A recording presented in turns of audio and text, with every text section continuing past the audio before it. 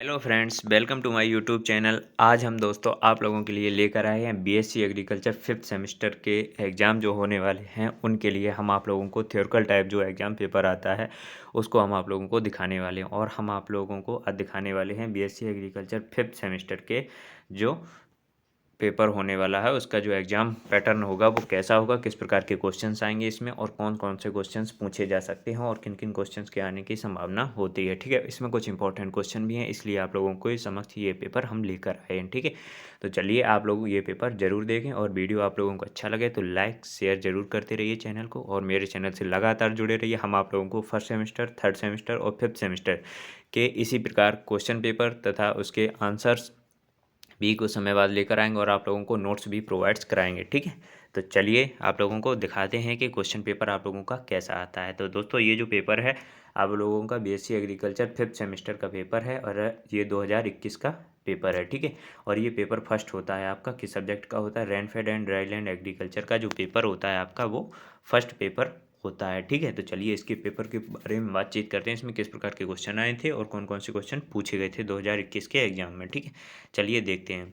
अगला जो होगा, पहले देखते हैं इसमें क्या क्या दिया गया। इसमें जो टाइमिंग रहती है हमारी वो थ्योरिकल टाइप जो पेपर होता है इसमें टाइमिंग 3 घंटे की रहती है और मैक्सिमम जो मार्क्स होते हैं वो आपके 50 नंबर का पेपर पूरा आता है। ठीक है, इसमें नोट्स जो दिए गए, नोट जो दिया जाता है पेपर में वो आप लोग जरूर पढ़ा करिए। ठीक है, इसमें लिखा है attempt the questions from all seasons all sections as directed, मतलब सभी खंडों के निर्देशानुसार प्रश्नों के उत्तर दीजिए। ठीक है, सभी खंडों को आपको उनके निर्देश जो दिए जाते हैं उन खंडों के अनुसार आप लोगों को पेपर को प्रश्नों के उत्तर देने हैं। ठीक है, चलिए देखते हैं क्या दिया गया है। इसमें जो लगभग 3 खंड आते हैं तो इसमें हाँ, पहला जो खंड है वो आपका सेक्शन ए में आता है। सेक्शन ए दिया गया है। ठीक है, ये सेक्शन ए में आप लोगों के किस प्रकार के क्वेश्चंस पूछे गए थे। देखिए सेक्शन ए जो है इसमें आप लोगों के किस प्रकार के क्वेश्चंस पूछे गए थे। वेरी शॉर्ट आंसर टाइप के क्वेश्चन, अति लघु उत्तरीय प्रश्न आप लोगों के पूछे गए थे। ठीक है, इसका नोट जो दिया गया वो क्या दिया गया है इसे भी एक बार पढ़ के देख लेते हैं। इसमें दिया गया है attempt all parts of question number 1 in about 100 words each question carries 2 mark, मतलब हर क्वेश्चन को आपको यहाँ पर जितने भी क्वेश्चन हैं सबको अटेम्प्ट करना है, सबको करना है। ठीक है, और इसमें से जो क्वेश्चन आपके लोगों के दिए गए हैं वो 100 नंबर का एक क्वेश्चन, मतलब 100 वर्ड का एक क्वेश्चन आप लोगों को उत्तर उसका लिखना होगा। ठीक है, और जो प्रत्येक क्वेश्चन होगा वो आपका कितने नंबर का होगा, 2 नंबर का क्वेश्चन होगा। ठीक है, चलिए देखते हैं क्वेश्चन कौन कौन से अब दिए गए हैं इसके बारे में देखते हैं। जो हमारा शॉर्ट नोट्स लिखने के लिए दिए जाते हैं वो 2 अंकों में ही दिए जाते हैं लगभग। तो इसमें देखिए very short notes on the following, निम्नलिखित पर संक्षिप्त टिप्पणी लिखिए। तो पहली टिप्पणी किसके ऊपर लिखनी है, माइक्रो क्लाइमेट मतलब सूक्ष्म जलवायु के ऊपर लिखनी है। दूसरी लिखनी है एरिडिटी मतलब शुष्कता के बारे में लिखना है। ठीक है, आगे देखते हैं। सी नंबर में क्या है, एग्रीकल्चरल ड्रॉट कृषि सूखा के बारे में लिखना है। ठीक है, डी नंबर में क्या दिया है, एंटी ट्रांसपायरेंट प्रतिवाष्पो उत्सर्जक के बारे में आप लोगों को लिखना है। ठीक है, अपलैंड राइस मतलब उपरवार धान के बारे में आप लोगों को बताना है। इसके बाद देखते हैं वर्टिकल मल्च जो है लंबवत पलवार, जिसे हिंदी में कहते हैं लंबवत पलवार। ये क्वेश्चन आप लोगों के सभी 2-2 नंबर के हैं। इसमें लगभग आप लोगों को 100 शब्दों में इसे डिफाइन करना होगा। ठीक है, तो चलिए देखते हैं कंटूर फार्मिंग। अगला क्या है, कंटूर फार्मिंग समोच्च खेती के बारे में आप लोगों को लिखना है। अगला है इले क्रॉपिंग मतलब इले फसल के बारे में आप लोगों को लिखना है। इस प्रकार आप लोगों का सेक्शन नंबर 1 कंप्लीट हो जाएगा। ठीक है, तो चलिए बढ़ते हैं। अगर दोस्तों आप लोगों को वीडियो अच्छा लग रहा हो तो प्लीज़ इसे लाइक शेयर जरूर करते रहिए और अपने दोस्तों के साथ भी इसे शेयर करते रहिए। ठीक है, चलिए देखते हैं सेक्शन बी में क्या दिया गया है। सेक्शन बी जो है आपका खंड बा, इसमें किस प्रकार के क्वेश्चन पूछे गए थे। इसमें शॉर्ट आंसर टाइप क्वेश्चन पूछे गए थे, लघु उत्तरीय प्रश्न जिन्हें कहते हैं। ठीक है, इसका नोट क्या दिया गया, नोट पढ़ लेते हैं। Attempt any 2 questions from this section, answer each question in about 300 words, each question carries 5 marks. ठीक है, तो इसमें जो क्वेश्चंस आप लोगों के दिए गए हैं वो किस प्रकार के दिए गए हैं। इसमें जैसे 2 questions from this sections attempt, मतलब कोई भी आप लोगों को 2 क्वेश्चंस अटेम्प्ट करने हैं, 2 क्वेश्चन के उत्तर देने हैं। Answers each question in about 300 words, मतलब आप जो उनके आंसर देने हैं क्वेश्चंस के वो कितने में, 300 शब्दों में देने होंगे। ठीक है, और जो आपके आंसर्स होंगे उसके मार्क्स जो मिलेंगे 5 नंबर का एक क्वेश्चन रहेगा। ठीक है, चलिए देखते हैं आप क्वेश्चंस कौन कौन से इसमें दिए गए हैं 5 अंक में। ठीक है, देखते हैं जो अगला क्वेश्चन होगा आपका।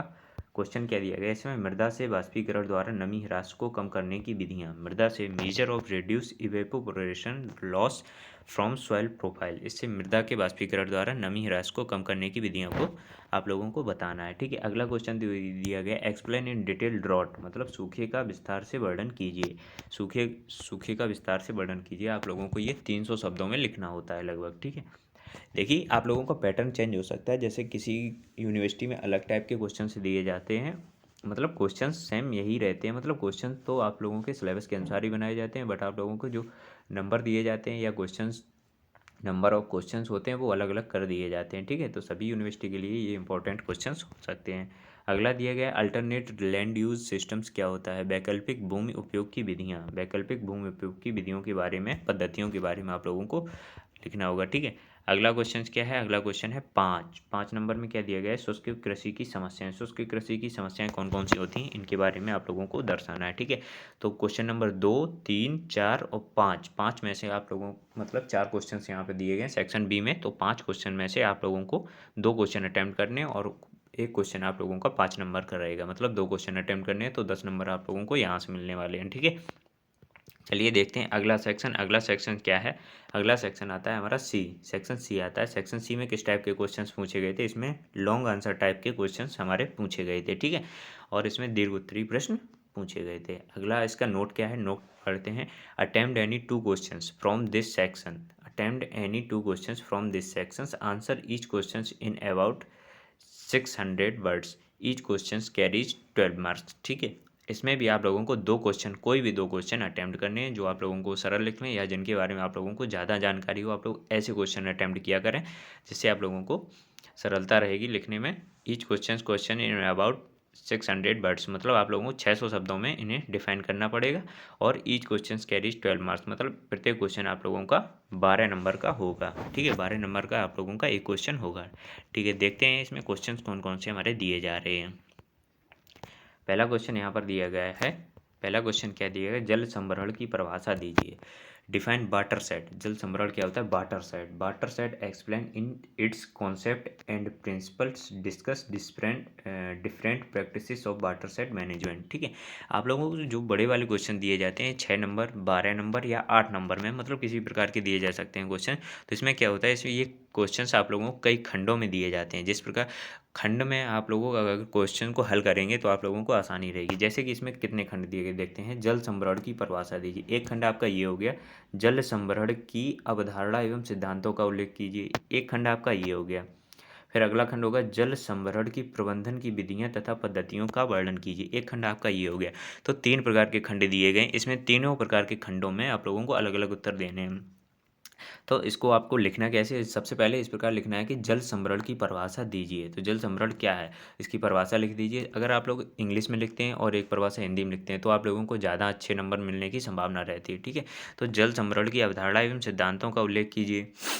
तो इसमें आप लोगों को जल संभरण की अवधारणा एवं सिद्धांतों का उल्लेख कीजिए, तो ये दूसरा खंड हो गया। फिर आपका तीसरा खंड दिया गया। इसी प्रकार आप लोग अगर खंडों में सोल्व करें इसे क्वेश्चन को, तो आप लोगों को ज़्यादा अच्छे नंबर मिल पाएंगे। ठीक है, आप लोग हिंदी में भी लिखेंगे तब भी आप लोगों को नंबर मिलेंगे। और आप लोगों को परिभाषा जो है वो हिंदी और इंग्लिश में हो सके तो दोनों में लिखिए, तो उसमें ज़्यादा अच्छे नंबर मिलेंगे। ठीक है, चलिए देखते हैं अगला क्वेश्चन क्या है। अगला है शुष्क कृषि की अवधारणा का वर्णन कीजिए। अगला क्वेश्चन दिया गया है, शुष्क कृषि की अवधारणा का वर्णन कीजिए। शुष्क कृषि की दशाओं में फसलों उत्पादन बढ़ाने हेतु शस्य तकनीकियों का उल्लेख कीजिए। ठीक है, कृषि शुष्क कृषि की अवधारणा का वर्णन कीजिए। शुष्क कृषि की दशाओं में फसलों उत्पादन बढ़ाने हेतु शुष्क तकनीकियों का उल्लेख कीजिए। ठीक है, तो इसमें दिया गया है आपको ड्राईलैंड एग्रीकल्चर के बारे में आप लोगों को लिखना है।